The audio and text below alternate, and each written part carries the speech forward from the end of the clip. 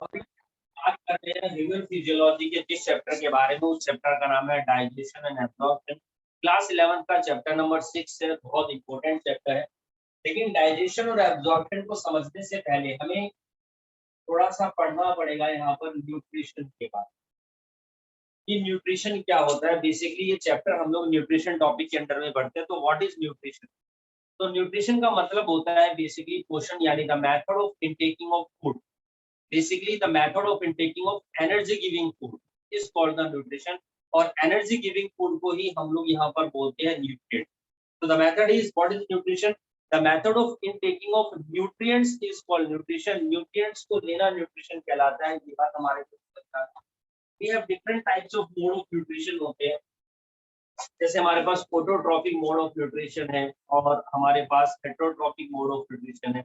Autotrophic mode of nutrition autotrophs के अंदर होता है, दोज डिराइव देयर फूड, दोनों those make their food on self are called autotrophs and their mode of nutrition is called autotrophic mode of nutrition. Like plants के अंदर होता है, उसको फोटोसिंथेसिस बोलते हैं। कुछ और प्लांट्स और कुछ बैक्टीरिया के अंदर भी होते हैं कीमोसिंथेसिस। तो ऑटोट्रॉफिक दो तरीके का है, फोटोसिंथेसिस और कीमोसिंथेसिस। फिर आता है दूसरी तरफ heterotrophic mode of nutrition. Generally तीन तरीके का है, पैरासिटिक है, सेप्रोट्रॉफिक है और होलोजोइक। हम इस चैप्टर में जो बात करेंगे वो होलोजोइक मोड ऑफ न्यूट्रिशन के बारे में बात कर रहे हैं। अगर मैं डाइजेशन या एब्जॉर्प्शन पढ़ रहा हूँ तो वो होलोजोइक मोड ऑफ न्यूट्रिशन के रिस्पेक्ट से पढ़ रहे हैं। अब इसके अंदर होता क्या है होलोजोइक मोड ऑफ न्यूट्रिशन? तो होलोजोइक मोड ऑफ न्यूट्रिशन उन ऑर्गेनिजम्स के अंदर होता है दोज डिराइव या those convert complex food, those derive their food complex food into simple absorbable form। जो complex food को लेते हैं लेकिन simple absorbable form में, वो holozoic mode of nutrition कहलाता है। जैसे कि ह्यूमंस के अंदर, अमीबा के अंदर। और holozoic mode of nutrition हम लोग देखते हैं कि टोटल 5 स्टेप्स में होता है। इसमें सबसे पहले है ingestion, then digestion, absorption, assimilation and excretion। Injection का मतलब होता है entry of food into the body, बात हो गई खत्म। डाइजेशन के अंदर क्या होता है, conversion of complex food into simple food. तो वो कौन सा कॉम्प्लेक्स फूड होता है, सिंपल फूड में कैसे एब्जॉर्ब होता है, कन्वर्ट होता है, उसके बारे में हम इस चैप्टर में पढ़ेंगे। एब्जॉर्प्शन में यही जो सिंपल फूड कन्वर्ट हुआ है, इसी में से न्यूट्रिएंट्स का इंटेक हुआ किस किस फॉर्म में, उसके बारे में पढ़ेंगे। एसिमिलेशन मतलब कि the nutrients reach each and every part of body is called assimilation.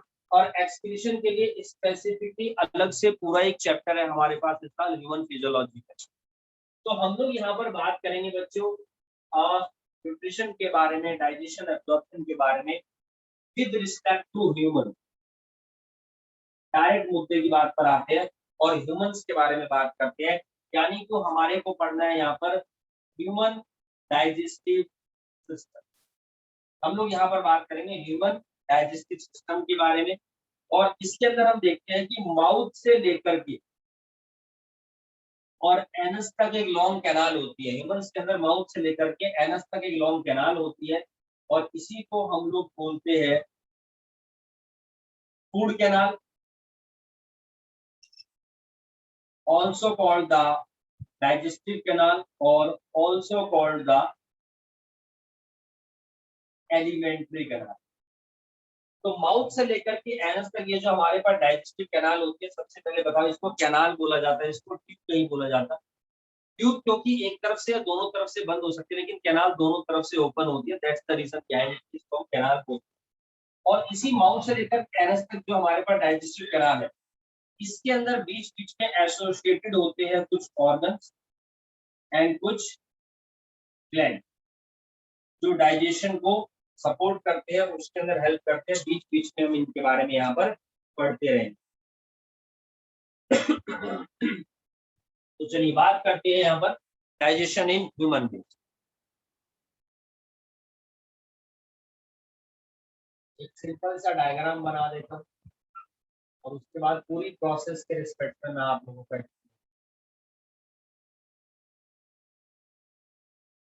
Now I am going to draw human digestive system.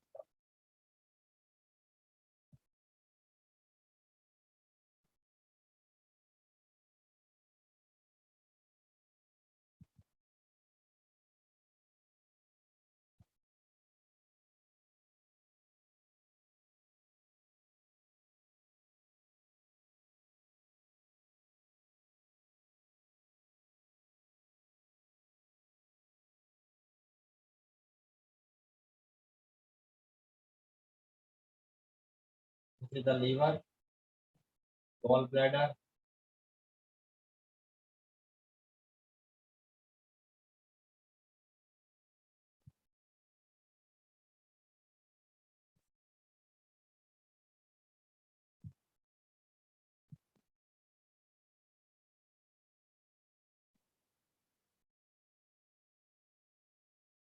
Spleen,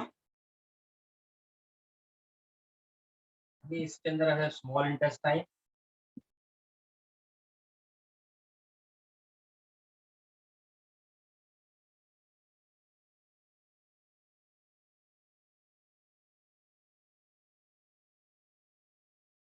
चलो, तो ये एक जनरल स्ट्रक्चर है बच्चों यहाँ पर ह्यूमन डाइजेस्टिव सिस्टम की।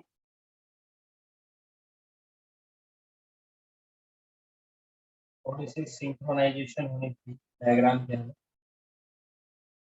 ठीक है। तो ये ह्यूमन डाइजेस्टिव सिस्टम का हमारे पास डायग्राम है and this is called the mouth. तो सबसे पहले क्या होता है बच्चों, food enter into the mouth, mouth के अंदर फूड एंट्री मारता है, सो this is called the injection part, खत्म, ठीक है। अब यहाँ पर माउथ के अंदर हम लोग क्या देखते हैं, there is a blank space, ये देखिए, है ना, वो खाली अंदर से, बर्गर तो नहीं है ना मुंह में, तो मुंह खाली है, यानी कि दिस इज कॉल्ड द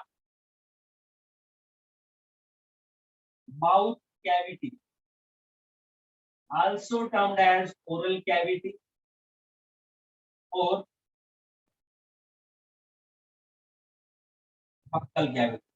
तो सबसे पहले यहाँ पर बच्चों फूड एंट्री मारता है, कहाँ पर, सबसे पहले फूड एंट्री मारता है हमारे पास यहाँ पर माउथ के अंदर, ठीक। अब जब फूड माउथ के अंदर एंट्री मारता है, तो माउथ के अंदर फूड की एंट्री होते ही सबसे पहले फूड का केमिकल फिजिकल डाइजेशन स्टार्ट हो जाता है, देन उसके बाद केमिकल डाइजेशन होता है, वो भी बात करेंगे। ये नाक के नेसल ओपनिंग्स होती है जिनको हम बोलते हैं नोस्ट्रिल्स, ठीक।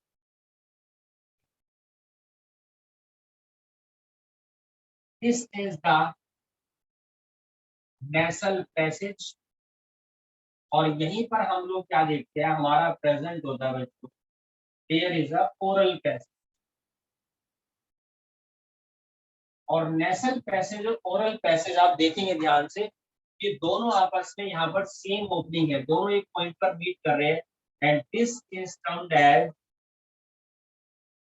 फेरिंक्स, ये हमारा यहाँ पर फेरिंक्स करा। चलिए, तो सबसे पहले हमने देखा कि फूड एंट्री मारता माउथ के अंदर, और जैसी माउथ की अंदर फूड की एंट्री होती है, फूड का सबसे पहला प्राइमरी डाइजेशन फूड का माउथ में स्टार्ट हो जाता है, फूड का सबसे पहला फिजिकल डाइजेशन भी माउथ में होता है, और फूड का सबसे पहला जो केमिकल डाइजेशन होता है बच्चों, वो भी माउथ के अंदर ही होता है। तो एक एक करके हम यहाँ पर सारे पार्ट्स के बारे में बात करेंगे, ठीक है।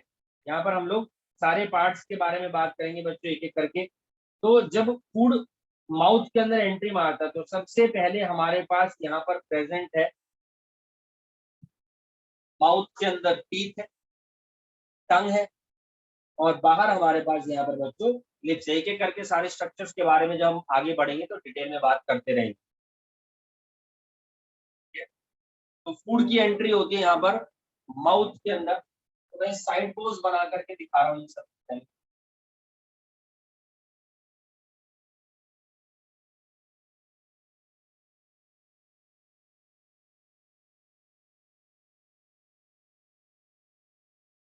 These are the lips, ये लिप्स है बेटा, साइड पोज,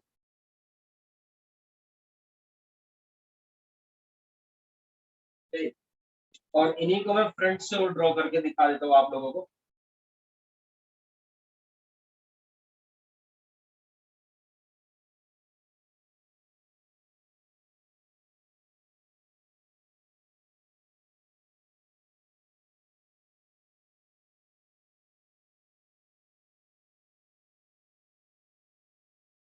चलिए, तो हम लोग यहाँ पर देखते हैं कि जो ऊपर वाला जो लिप होता है बेटा, इसी को हम बोलते हैं upper lip, this is the upper lip and this is the lower lip. अब आप देखेंगे कि जो हमारे जो होठ होते हैं, लिप होते हैं, उनके अंदर ये बीच वाली स्ट्रक्चर होती है कुछ इस तरीके की, है ना, So this is termed as फिल्ट्रॉन। इसको हम लोग यहाँ पर क्या बोलते हैं? इसको हम लोग यहाँ पर फिल्ट्रॉन बोलते हैं। ये नॉर्मल केस है। समटाइम्स हम लोग क्या देखते हैं, जो फिल्ट्रॉन होता है इसका साइज थोड़ा सा बड़ा होता है and appearance of cutting of upper lip. मान लीजिए जैसे आपने देखा होगा कि किसी किसी के अंदर क्या होता है, जो ऊपर वाला होल्ड होता है कटा होता है, यहाँ से है ना, समथिंग इस तरीके से। जो तो फिल्ट्रॉन जो होता है हम लोग क्या देखते हैं, थोड़ा सा बड़ा होता है, appearance of cutting of upper lip, कुछ इस तरीके का डिजाइन होता है उसके अंदर। मान लो ये हमारे पास नॉर्मल लिप और मैं देखता हूँ कि यहाँ पर इस तरीके से जो ये आप देखेंगे इस तरीके से उठा हुआ, ठीक है ना, साइड से थोड़ा सा नाक के बगल में से थोड़ा सा इस तरीके से ऊपर को कट है, या यहाँ से भी इसके अंदर कट होता है इस तरीके से। तो फिल्ट्रॉन का साइज अगर थोड़ा सा यहाँ पर बड़ा होता है, there is appearance of cutting of upper lip in human body और ह्यूमन, तो this is called a disease. तो ये जो लिप होता है हमारे पास, इसी को मैं बोलता हूँ क्लेफ्ट लिप। ठीक है जी, ये हमारा क्लेफ्ट लिप कहलाता है, जो होठ कटे हुए जो स्ट्रक्चर होता है। और क्लेफ्ट लिप जो होता है is common in rabbit. Rabbit के अंदर ये जनरली देखने को मिलता है, नॉर्मल स्ट्रक्चर होती है। आपने अगर रैबिट के दो बाहर निकलो, इस तरीके से इसकी स्ट्रक्चर होती है, ठीक है ना। तो इसी को हम लोग यहाँ पर क्या बोलते हैं, हेयर लिप। रैबिट के अंदर this is termed as hare lip. तो ह्यूमन फिजियोलॉजी की बड़ी अनप्लग बातें हम लोग पढ़ते हैं ह्यूमंस के बारे में कोर्स में भी है, लेकिन जब क्वेश्चंस आते हैं तो अलग अलग ऑर्गेनिजम्स के बारे में पूछा जाता है। तो रैबिट के बारे में अक्सर कई क्वेश्चंस पूछे जाते हैं, पता नहीं क्यों पूछे जाते हैं, क्वेश्चन आता है तो मैं आपको बता रहा हूँ यहाँ पर। ये रैबिट के अंदर कॉमन होता है, जिसको हम लोग यहाँ पर ईयर। Got it. अब ये देखेंगे कि जो हमारा माउथ है, ये लिप्स है, ये तो साइड में हो गए, कोई इशू नहीं है। लिप्स के अंदर आप देखिए साइड पोज देखेंगे, ये लिप्स हो गए। अब इसी के अंदर यहाँ पर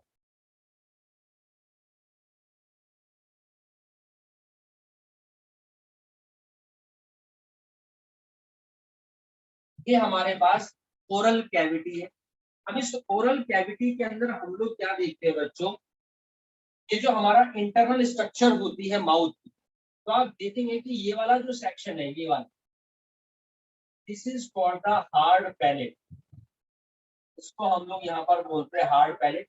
और जो पीछे वाला जो सेक्शन होता है, दिस इज कॉल्ड द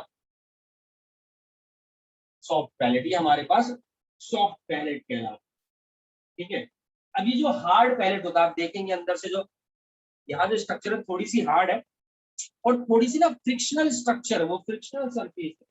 तो हार्ड पैलेट जो होती है हम लोग यहाँ पर देखते हैं, इनके अंदर थोड़ी सी फ्रिक्शनल सरफेस होती है। These are termed as Ruby.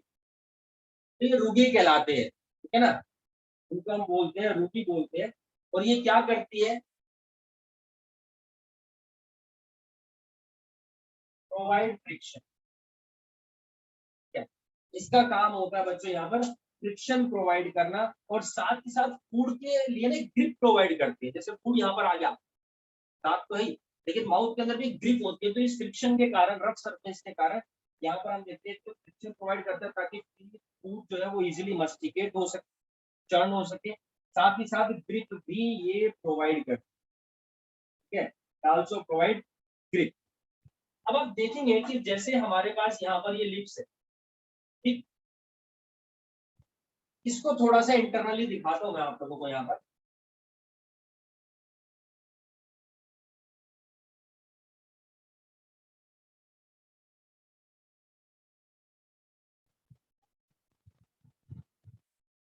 अब देखिए लिप्स है, ठीक है जी, दिस आर द लिप्स। अब यहाँ पर मैं देखता हूँ कि अंदर तो लेकिन टीथ है,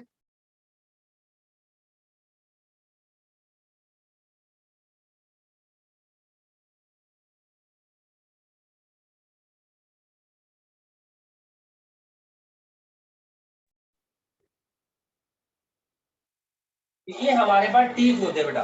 लेकिन आप ध्यान से देखेंगे कि ये जो टीथ होते हैं और जो हमारे लिप्स होते हैं, समझना कि मान लीजिए लिप्स हो गए और ये टीथ हो गए, लेकिन इनके जो बीच का गैप होता है ये वाला,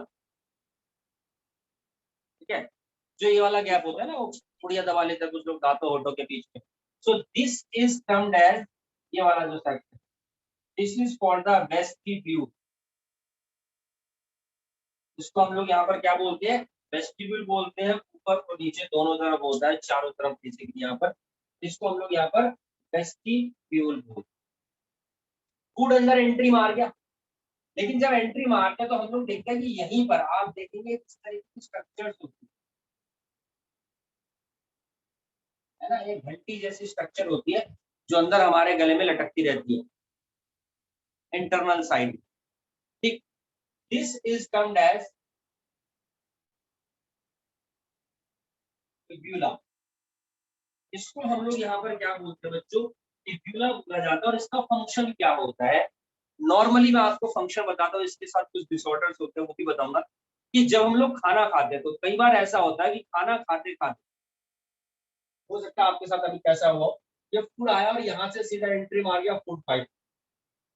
लेकिन यहाँ पर हम देखते हैं कि जो नेसल पैसेज होता है इससे कनेक्ट होता है, ये जो इक्यूला होता है ये अभी यहाँ पर प्रेजेंट है, ये यहाँ पर इस रास्ते को ब्लॉक कर देता है जब हम खाना खाते हैं, ताकि खाना गलती से कहीं नेसल पैसेज में ना पहुंच पाए, है ना। जैसे कई बार पानी पीते पीते सांस लेने अगर हम लोग लग जाए, जैसे कई बार नहाते नहाते हो जाता है, अचानक से पानी गिर रहा है ना, शॉवर में नहा रहे हैं या ऊपर से तेज पानी, छोटे बच्चों में ऐसा हो जाता है, समथिंग लाइक दैट। तो क्या था, सांस लेते पानी उनके अंदर चला जाता, नाक में ऐसा हो जाता, समटाइम्स इट हैपन। तो इट्स हैपन जब हम लोग भी खाना खाते हैं, सांस ले रहे हैं, कई बार बोलते हैं, खाना खाते खाते जब बोलते हैं तो खाना ऊपर भी चला जाता है ना, क्योंकि उसके लिए हमें सांस लेने की जरूरत पड़ती है, एक सक्शन बनता है, वो फूड ऊपर चला जाता है, तो उसको ये ब्लॉक करता है। पहली चीज तो हो गई, यानी बेनिफिशियरी हमारे लिए। ठीक, दूसरी बात देखते हैं कि कई बार कुछ केसेस ऐसे जहां पर कोई बच्चा मान लीजिए पैदा हो गया और वो कुछ डिसऑर्डर्स के साथ है, फिब्युलर डिसऑर्डर के साथ है। क्या होता है कि मेरा एक स्टूडेंट है, डॉक्टर ही है वो भी, उसने भी एक बार मुझे डिस्कस किया था, इवन मेरा एक फ्रेंड है वो भी डॉक्टर है, उसके यहाँ पर भी एक केस आया था, तो बातें चलती रहती है।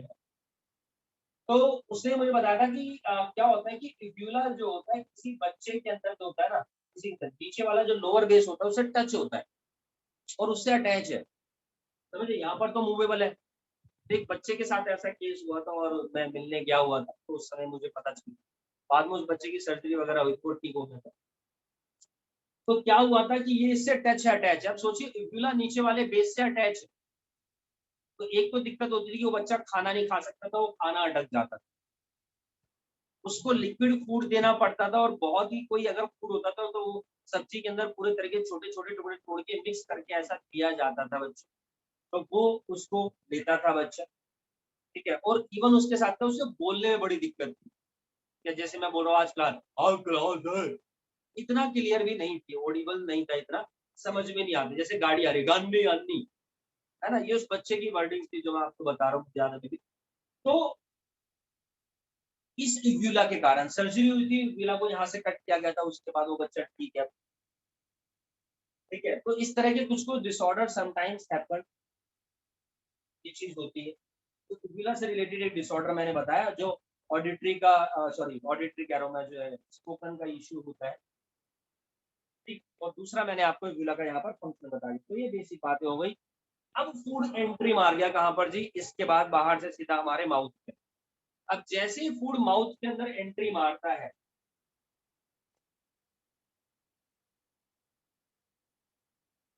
इन माउथ, फूड का सबसे पहला डाइजेशन कहाँ पर होता है बच्चों, माउथ के अंदर।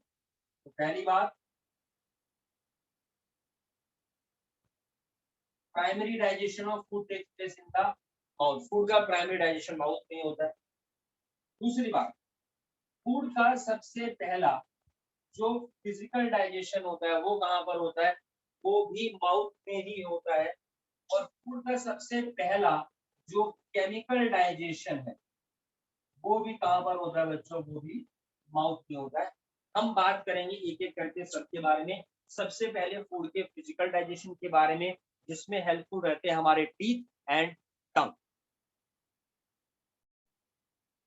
जैसे कि मैंने आपको बताया फूड का प्राइमरी डाइजेशन माउथ के अंदर होता है, यानी फूड का सबसे पहला डाइजेशन बात करें, फूड का सबसे पहला जो फिजिकल डाइजेशन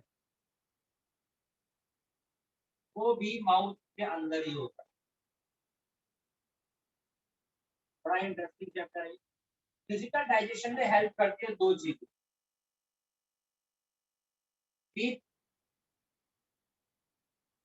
एंड टंग। दो चीजें हेल्प करती है यहाँ पर, टंग एंड टीथ। अब टीथ क्या करते हैं, देखिए टीथ का क्या फंक्शन होता है, grinding and crushing the food.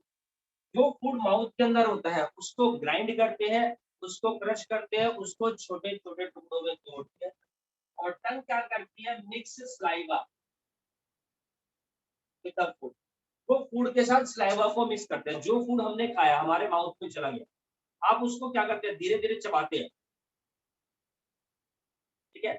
चबाएंगे आप देखा उसको थोड़ी देर बाद बाहर निकाल लेते हैं, उसके ऐसा नहीं कि छोटे छोटे पीसेस हुए, उसके अंदर चिपचिपा सब्सटेंस मिल गया है, वो स्लाइवा है। और वो हेल्प करता है एक तो एग्लूटिनेशन में, यानी फूड पार्टिकल्स के बहुत सारे छोटे छोटे टुकड़े हुए, लेकिन वो उनको चिपकाने में और एक गस्सा बनाने में, है ना, रोटी का टुकड़ा जो है पूरे बॉल लाइक स्ट्रक्चर बन जाती है माउथ के अंदर।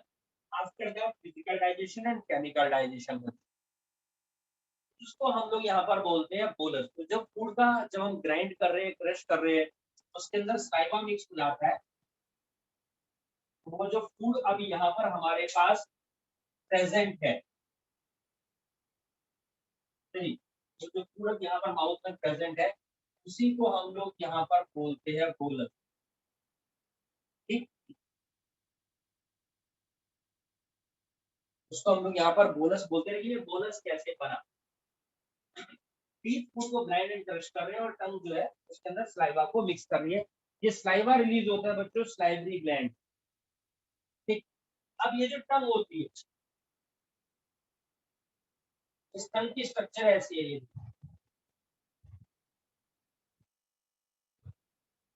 ठीक है, ये टंग है जी, बाहर निकाल रखी है। और आप ध्यान से देखेंगे इसके बीच में एक हल्की सी लाइनिंग भी होती है ना, इसके बीच में लाइनिंग भी होती है, इस तरीके से स्ट्रक्चर है। अब ये जो टंग होती है बच्चों हमारे पास, basically it is lie at the floor of the mouth. Mouth जो होता है हमारा बिल्कुल उसके फ्लोर पर है, बिल्कुल सीधी है, स्ट्रेट है। और आप जब अपनी टंग को ऊपर उठाते हैं, है ना, तो आप देखेंगे नीचे का जो ओरल बेस होता है उससे ये टंग कनेक्ट होती है, there is a thick mass of tissue.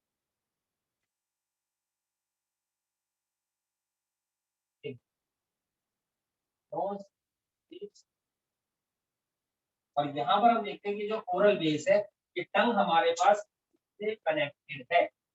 अब ये टंग अगर मान लीजिए ऊपर उठा रखी है, तो यहाँ पर क्या होता है, थिक मास ऑफ टिश्यू है, there is a thick mass of tissue and this is called the frenulum।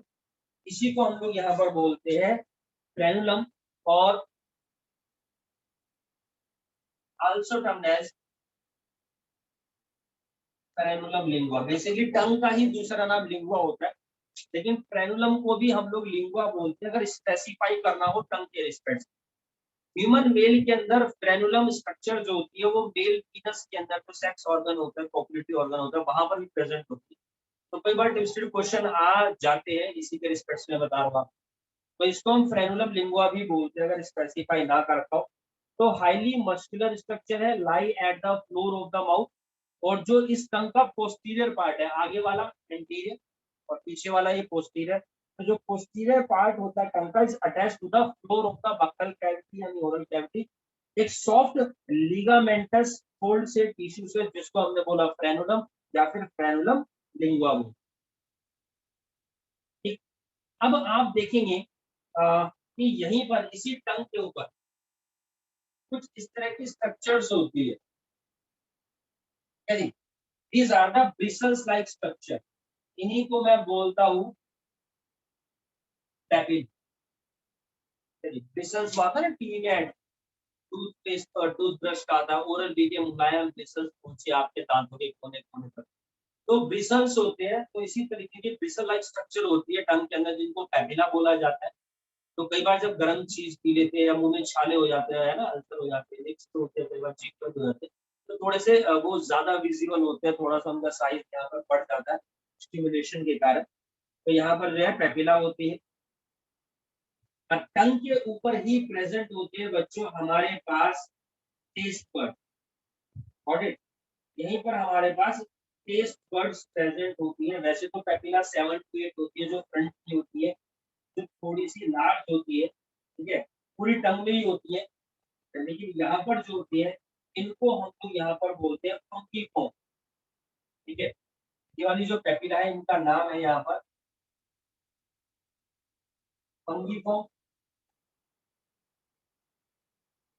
Slightly large, थोड़ी सी बड़ी, यहाँ पर देखिए आप, जबकि पूरी जगह पर होती है तो है तो सही और भी, लेकिन ये छोटी छोटी, इनका जो साइज है वो थोड़ा सा यहाँ पर छोटा है, लेकिन इन वाली पेपिला का जो साइज है वो थोड़ा सा बड़ा होता है।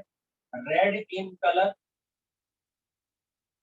देखिए आप, तो फ्रंट पोर्शन जो थोड़ा सा रेड ज्यादा विजिबल होगा, रेड इन कलर होते हैं यहाँ पर। और 8 से 10 इन नंबर, लगभग 8 से 10 इन नंबर्स होती है, ठीक है। और आपको एक चीज बता दूं कि यहीं पर हमारे पास टेस्ट बर्ड भी प्रेजेंट होती है, और यहाँ पर जो टेस्ट बर्ड होती है ये स्वीप के लिए, स्वीप टेस्ट बर्ड। और ये पीछे की साइड में जो होता है, अगर हम लोग यहाँ पर देखें, यहाँ पर जो टेस्ट होता है वो बिटर के लिए होता है। There are bitter taste buds, तो ये वाला इसका ऑडिट, ये यहाँ पर थोड़ा सा बिटर के लिए होता है। यहाँ पर भी ये पेपिला प्रेजेंट होती है। These are termed as filiform papilla. Filiform papilla ये होते हैं smallest in size and maximum in number, ठीक है। यहाँ पर कोई भी टेस्ट बर्ड नहीं है, there are no taste bud इनके ऊपर। तो बिटर आप देखिए थोड़ा सा इससे पीछे की तरफ है, ठीक है, बिटर जो होता है वो इससे पीछे की तरफ होता है। और ब्रेक फूड स्लाइटली व्हाइट कलर के होते हैं, ये भी बात याद रखना, रेड इन कलर है, ये यहाँ पर व्हाइट कलर के होते हैं। अगर आप टंग को देखेंगे इंटरनल साइड तो हमारे पास व्हाइट कलर। अब जैसा कि मैंने आपको बताया कि यहाँ पर बीच में लाइनिंग होती है, this is termed as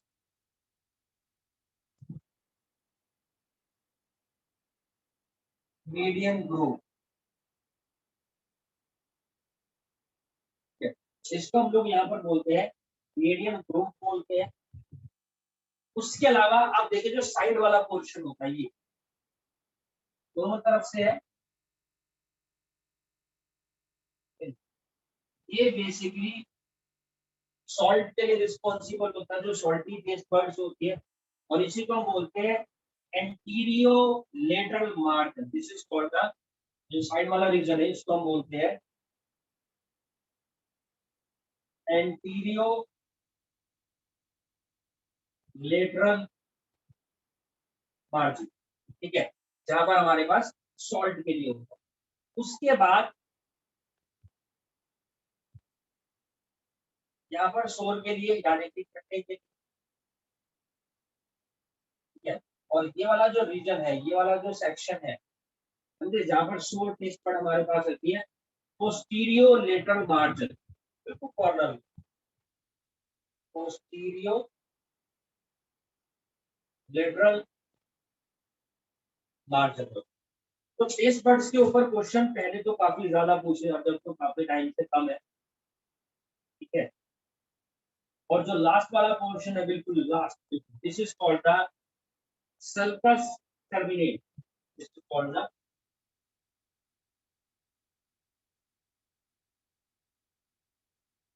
sulcus terminate, इसको यहाँ पर सल्कस टर्मिनेट बोलते हैं। तो ये टंग की स्ट्रक्चर है जिसके ऊपर टेस्ट बर्ड्स है, पैपिला है, ठीक। ये फ्रेनुलम है, फंक्शन मैंने बता दिया स्लाइवा को मिक्स करना। अब इसके साथ हम लोग देखते हैं कि some time there are some issue. कई बार क्या होता है कि किसी का जो फ्रेनुलम लिंगुआ है, मान लीजिए अगर वो शॉर्ट है, छोटा है, अभी क्या टंग पूरी उठ रही है, अगर मान लीजिए फ्रेनुलम लिंगुआ थोड़ा छोटा, टंग ऊपर तक नहीं उठ रही पूरी की पूरी, तो उस बच्चे को बोलने में समस्या हो सकती है, प्रोनाउंशिएट ठीक है, ये कांट प्रोनाउंशिएट एस स स को फ बोलता है। वो मूवी आई थी शाहिद कपूर की, जानते हैं आराम, तो स को फ बोलता है। तो डिसीज होती है, this is called the tongue tie. एक fracture lingua if short size it causes this tongue tie. इसको हम लोग यहाँ पर टंग टाई बोलते हैं। तोतलापन जिसे बोल सकते हैं कि बच्चे जो होते हैं वो तोतले होते हैं। छोटी सी सर्जरी होती है, कुछ नहीं होता, डॉक्टर जी ऊपर उठाएगा और पेट से हल्का सा यहाँ पर कट मार देगा, जी ऊपर उठ जाएगी। क्योंकि जब हम लोग बोलते हैं तो टंग जब हवा माउथ के अंदर आती है जाती है तो उसकी प्रोनाउंसिएशन टंग बहुत मेनुअल काम करती है। बोलते हैं ओ आ ई, तो आप ये बाहर की बोलेंगे, अंदर टंग की भी मूवमेंट होगी, जी, तो वो बोलने के लिए रिस्पॉन्सिबल होती है। अगर आप कभी स्पोकन कोर्स करने जाते हैं इंग्लिश वगैरह का, तो अच्छी जगह पर है ना, छोटी मोटी जगह जाएंगे वो ग्रामर सिखाएंगे पहले दिन से, आ रहा है, रहे थे, रही, रहा है। ठीक है, अच्छे, तो आपको फोनिक्स सिखाएंगे। फोनिक्स में क्या होता है, अब आपको ये भी बता दूं, जो फोनिक्स है उसका जो डिस्कवरी हुई है वो हमारी संस्कृत से हुई है बेसिक। तो संस्कृत के अंदर ऐसी चीजें थी जहां पर फोनिक्स सिखाई जाती है। तो फोनिक्स में क्या होता है कि कौन सा वर्ड कैसे बोलना होता है, उसके लिए टंग की शेप कैसी होती है, माउथ की शेप कैसे होती है, कैसे वर्ड बोलने होते हैं, अलग अलग कंट्री की लैंग्वेज के अकॉर्डिंग जो होती है आपको सिखाया जाता है। जैसे अगर देखो डब्ल्यू है, डब्ल्यू और डी, अगर दोनों को हम प्रोनाउंस करते तो व से करते हैं, हम बोलते हैं व, वर्ड, वोवल, है ना। लेकिन जब फोनिक्स सिखाई जाती है बोलते हैं, जैसे डब्ल्यू से अगर कोई वर्ड होता है वो वर्ड, है ना, हम तो बोले वर्ड, बोले वो वर्ड। और बी, तो इसमें क्या होता है, नीचे वाला वर्ड अंदर, ऊपर वाला बाहर, वो। तो ये फोनिक्स के अंदर आपके टंग की भी मूवमेंट होती है। कभी मौका मिले तो आपको जरूर सिखाएंगे। ठीक है, टीचर से हमारे पास ये फोनिक्स सिखाने के लिए भी ओपन इंग्लिश की बेटी अलग अलग लैंग्वेज के respect। तो ये यहाँ पर है टंग के बारे में। ठीक, अच्छा, उसके अलावा थोड़ी थोड़ी बातें और है टंग के बारे में भी। जैसा कि मैं आपको बता दूं कि हमारा जो टंग होती है वो बहुत सारी इंपॉर्टेंट फंक्शन है। तो taste buds to identify taste, क्योंकि इसके ऊपर प्रेजेंट होते हैं, ये टंग है, मान लो टंग के ऊपर यहाँ पर प्रेजेंट है गस्टेटरी रिसेप्टर। यहाँ पर आपके गस्टेटरी रिसेप्टर्स होते हैं या गस्टेटो रिसेप्टर्स होते हैं जो टेस्ट को आइडेंटिफाई करते हैं।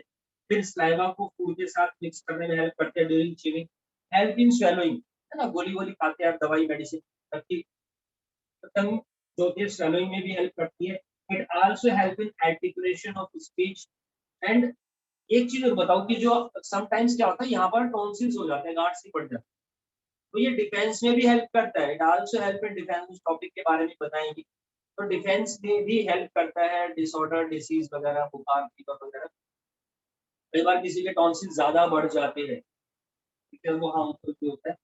और एक तरीके से मैं आपको बताऊं कि जो टंग होती है एक नेचुरल टूथब्रश है ना, टूथ में कुछ फंस गया, टंग से निकाल देती है। अच्छा, अब आप ये देखिए कि जो एनिमल्स होते हैं वो तो टूथब्रश भी नहीं करते, हमें टूथब्रश की जरूरत पड़ती है, जबकि एनिमल्स तो पता नहीं क्या क्या खाते हैं, समझ रहे हैं ना। तो वहां पर हम लोग क्या देखते हैं कि उनके अंदर जो होते हैं स्लाइवरी ग्लैंड होते हैं, वहां से लाइसोजाइम एंजाइम निकलते हैं जो बैक्टीरिया को किल करते हैं, और टंग जो होता है वो उसमें हेल्प करती है।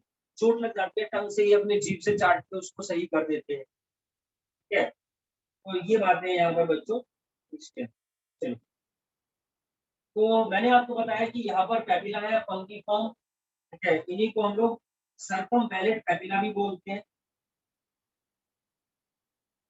ठीक है, ये तो 8 से 10 होती है जो फंगिफॉर्म है, लेकिन यहीं पर कुछ और हमारे पास पैपिला होती है जो 8 से 10 है, और सर्कुलर होती है आउटलाइन में, ए शेप, जो बी शेप में पाई जाती है, manner at the base of the, इस तरीके से। और स्टार्टिंग में फंगिफॉर्म पैपिला है, बहुत कम है, मशरूम शेप होती है, साइड में टिप में टंग की प्रेजेंट होती है। फिलीफॉर्म पैपिला है बच्चों, मोस्ट अबंडेंट है, smallest size, conical in shape, present on the anterior third part of the tongue. ठीक है, तो जो टेस्ट बड्स होते हैं फिलीफॉर्म पैपिला में नहीं पाए जाते, यही क्वेश्चन पूछा जाता है कि कौन सी पैपिला में टेस्ट बड नहीं होती, तो फिलिको पैपिला में टेस्ट बड्स नहीं पाई जाती। ठीक है, कुछ कुछ मैमल्स होते हैं उनके अंदर एक पैपिला और पाई जाती है जिसको बोलते हैं फोलिएट पैपिला। ठीक है, जिसको हम बोलते हैं यहाँ पर फोलिएट पैपिला। ये कुछ कुछ मैमल्स के अंदर पाई जाती है, but absent in humans. Got it? So this is all about the tongue. This is another type of papilla. This is called circumvallate papilla. तो ये टंग के बेसिकली बैक साइड में होती है जो सर्कमवेलेट पैपिला होती है। ये भी 8-10 नंबर होती है।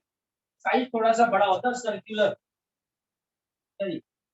शेप होती है इनकी यहाँ पर थोड़ी सी जो है, and lying in T shape manner. देखिए जैसे आप देखेंगे टी शेप मैनर दिख रहा है आपको, इसी के अंदर सर्कुलर फॉर्म में यहाँ पर ये प्रेजेंट, सर्कुलर फॉर्म में यहाँ पर प्रेजेंट है। जो लास्ट सेक्शन होता है उसको हम सर्कस टर्मिनल बोलते हैं, जहाँ पर आपकी सर्कमवेलेट पैपिला प्रेजेंट है।